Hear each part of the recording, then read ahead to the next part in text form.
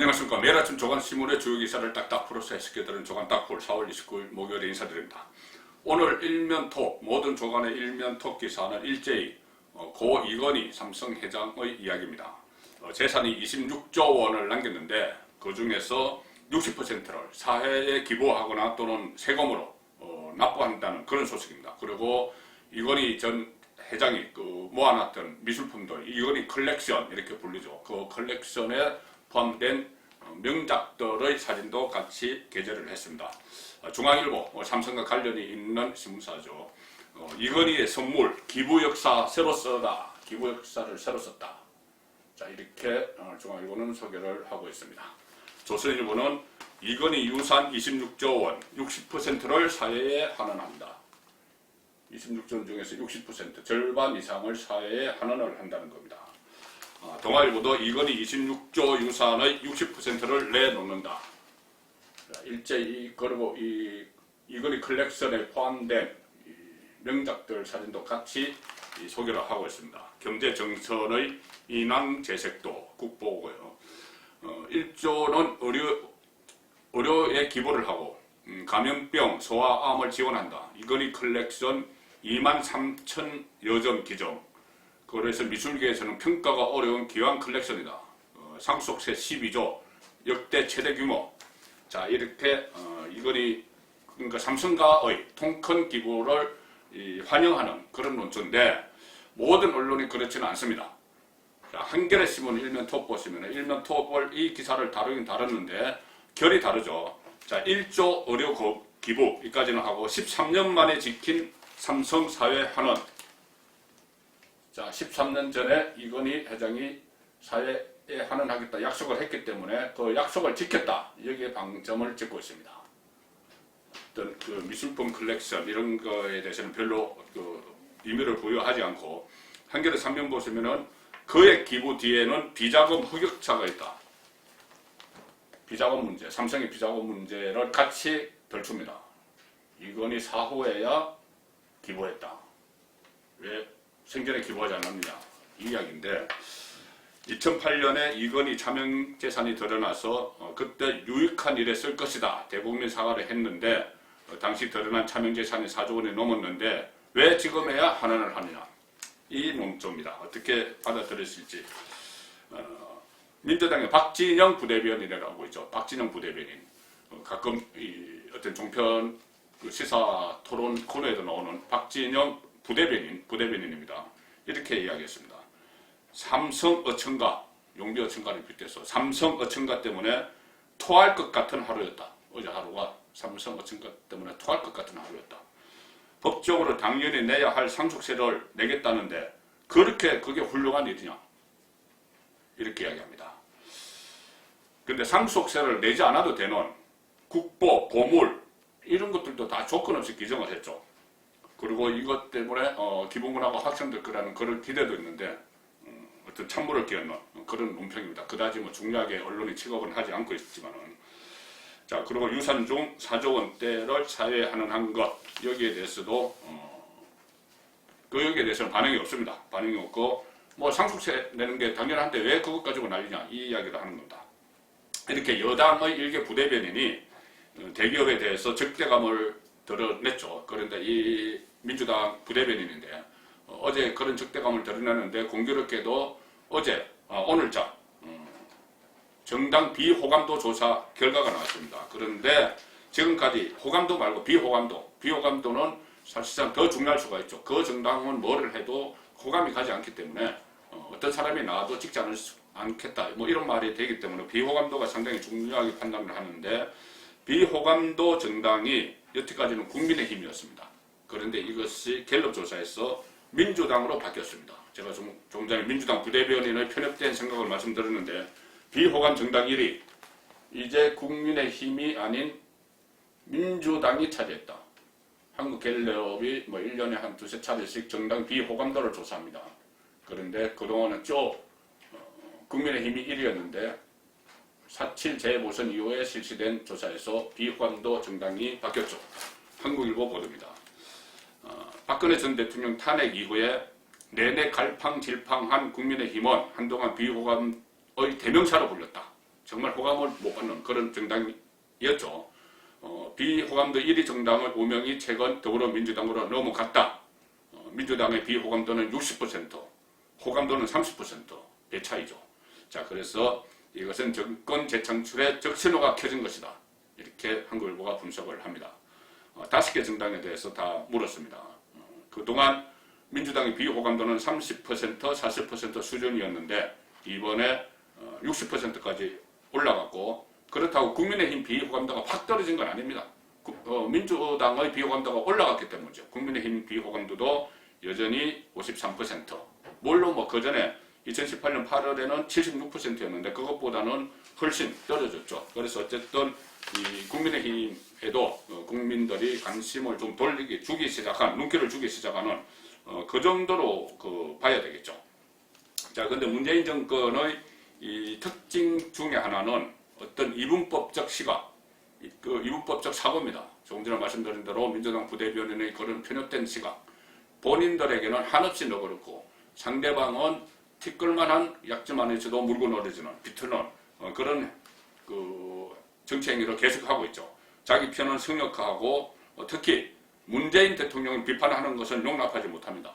그런데 문재인 본인도 본인에 대한 비판을 용납하지 못하는 것 같습니다. 자, 오늘 중앙일보 13면 4위면에 의미 있는 기사가 하나 실렸습니다.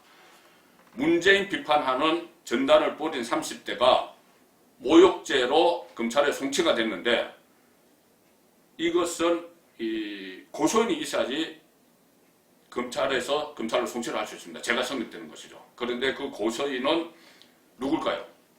문재인을 비판 전단 뿌린 30대 모욕죄 송치, 고소인은 누구냐?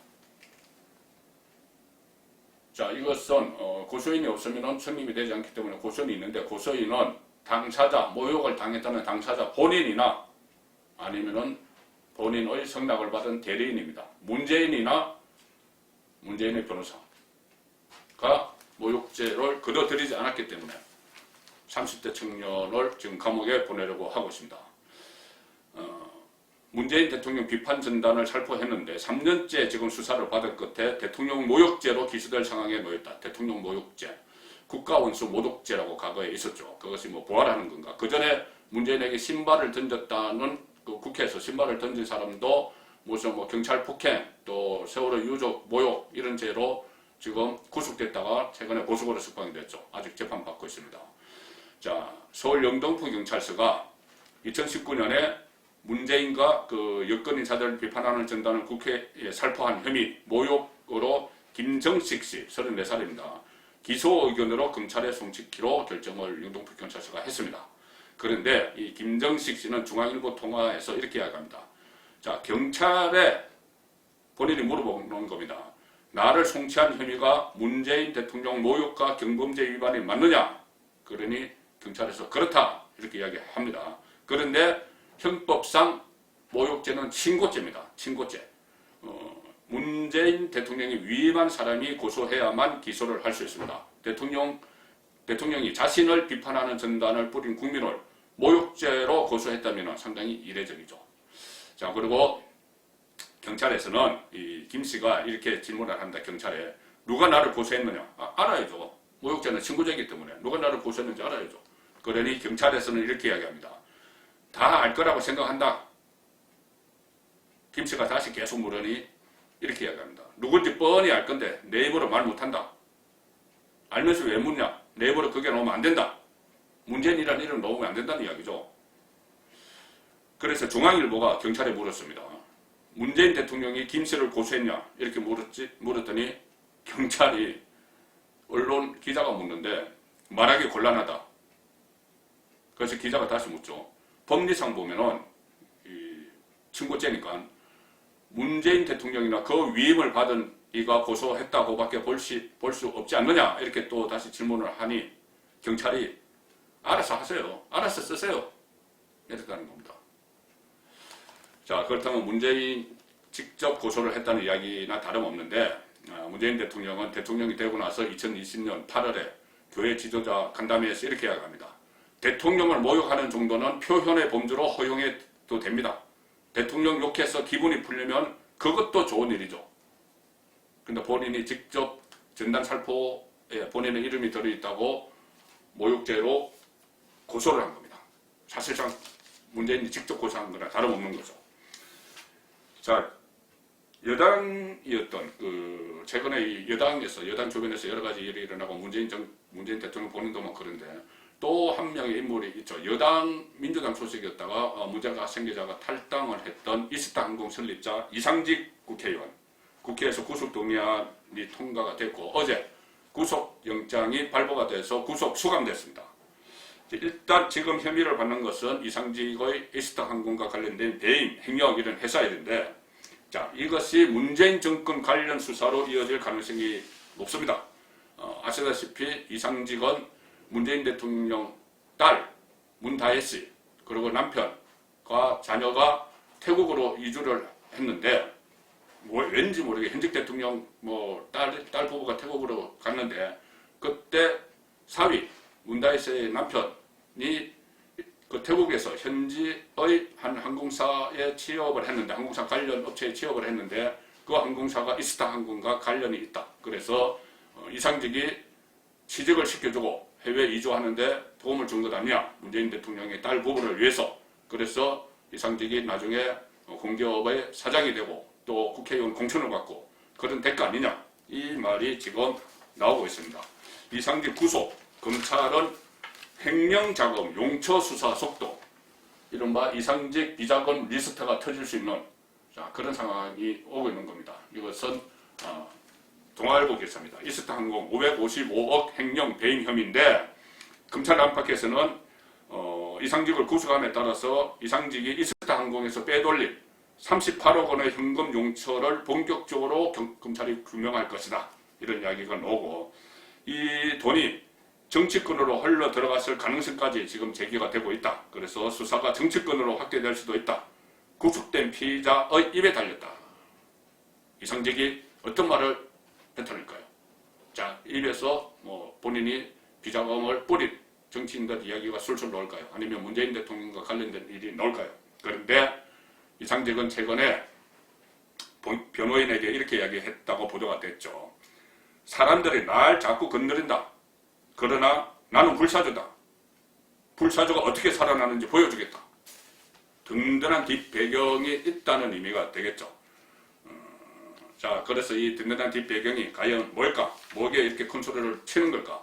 그 부분도 궁금해지고 수사 결과 드러나야 될 부분이겠죠. 지금 야권에서는 윤석열 전 검찰총장을 둘러싼 금정이 시작됐다. 어제 제가 혼술에서 말씀을 드렸죠. 어제 김용판 국회의원, 그 전에 서울경찰청장 기자회견 소식을 전해 들었는데 김용판이 어제 기자회견에서 윤석열에게 사과를 요구했습니다. 그런데 윤석열을 감싸는 사람들도 또 따로 목소리를 내기 시작했기 때문에 지금부터 친윤, 반윤 또는 비윤 간의 이 논쟁이 서서히 격화되는 그 단계로 접어드는 것 같습니다. 윤석열 총장이 그만큼 정치권에 등판할 그 시간이 다가오고 있다는 뜻이겠죠. 조선일보 6면 이 기사를 보시면은 야당에서 먼저 터진 윤석열 금정론입니다. 윤석열 권력 수사했던 것 지금 그거 사과해야 되고 제대로 했는지 한번 살펴봐야 된다. 김용판은 서울경찰청장 시절에 근원이 수사과장 지금 국회의원이죠. 근원이가 수사를 하는데 그때 국정원 댓글 사건, 여직원 감금 사건이 있었죠. 그것을 수사를 하는데 위압을 행사해서 수사를 방해했다. 그래서 그것을 당시 국정원 댓글 수사팀이 특별수사팀이 수사를 했는데 수사팀장이 윤석열이었죠. 그래서 김용판은 어제 제가 말씀드린 대로 윤석열의 수사가 인디언 교제식 수사였다. 인디언이 비가 올 때까지 교제를 지내듯이 뭔가 나올 때까지 탈탈 터는 수사를 했다. 그렇게 비판을 한 적이 있고 어제 기자회견에서도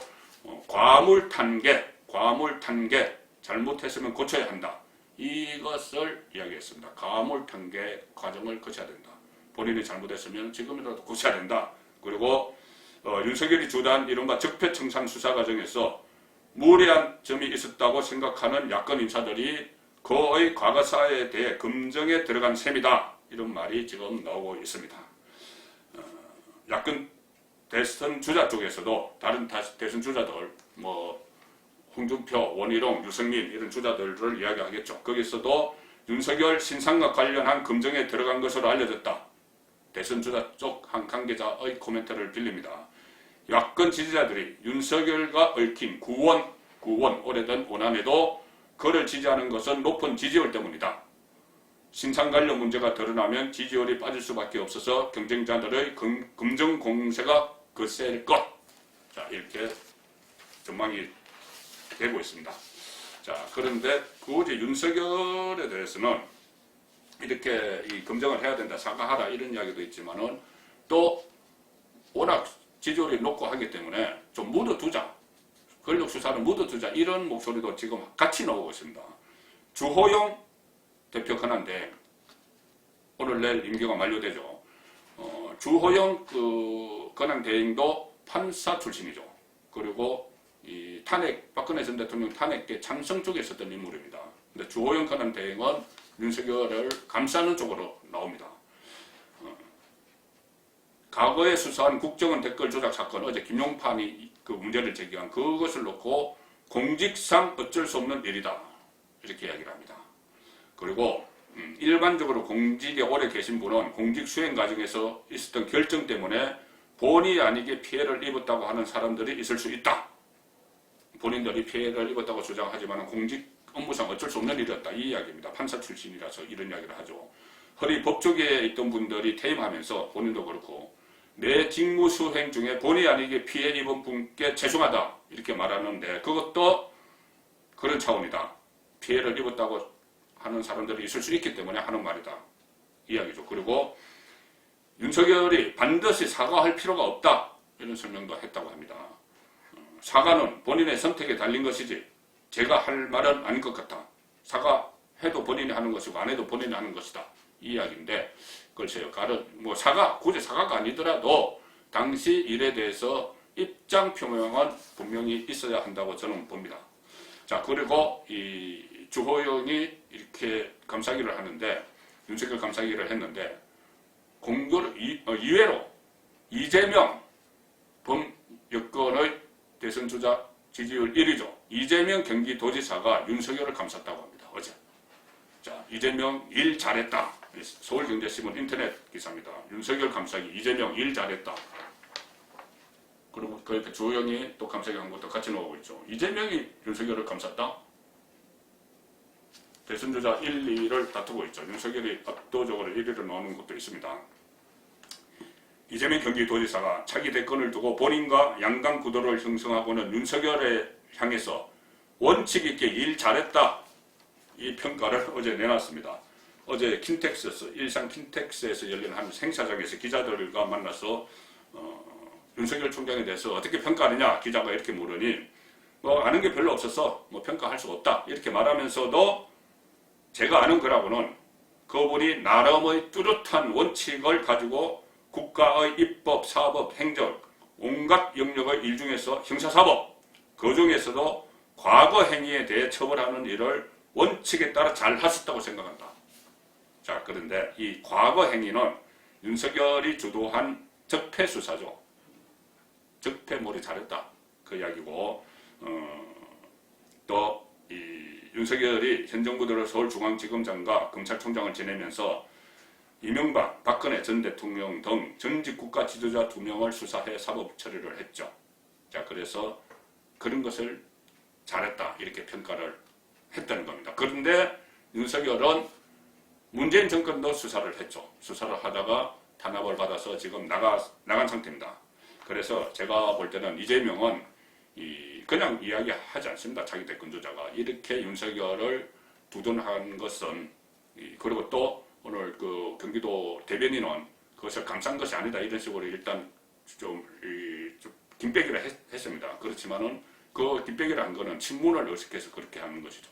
자, 그래서 이재명의 노림수는 크게 두 가지다. 하나는 이렇게 해서 윤석열과 국민의힘, 특히 아직 국민의힘에서 상당한 세력을 형성하고 있는 친박계 사이를 갈라놓기 위한 것이다. 박근혜 전 대통령 탄핵의 빌미를 제공했던 윤석열에게 당신 일 잘했어, 과거에 대한 이런 그렇게 해야 돼 검사가, 이렇게 하면서 윤석열을 치켜 세우면 김용판처럼 또 각상도 제가 어제 말씀드렸죠. 그런 친박계와 거리가 벌어질 수 있는 것이죠. 그래서 그것을 노린 측면이 있습니다. 같은 대권 주자를 겨냥해서. 또 하나 윤석열을 이재명이 감싸는 것은 어떻게 보면은 이 현 정권 수사를 했기 때문에 문재인의 영린을 건드린 그런 결과가 될 수도 있죠. 그래서 언젠가는 지금 문재인 정권과 이재명이 차별화를 해야 되는데 차별화에 대비한 자락갈기 아닌가. 그리고 그것이 너무 표시나면 안 되니 대변인을 통해서 아니야 우리가 윤석열을 꼭 감싸려고 한 날은 아니야 그렇게 김빼기를 한 겁니다.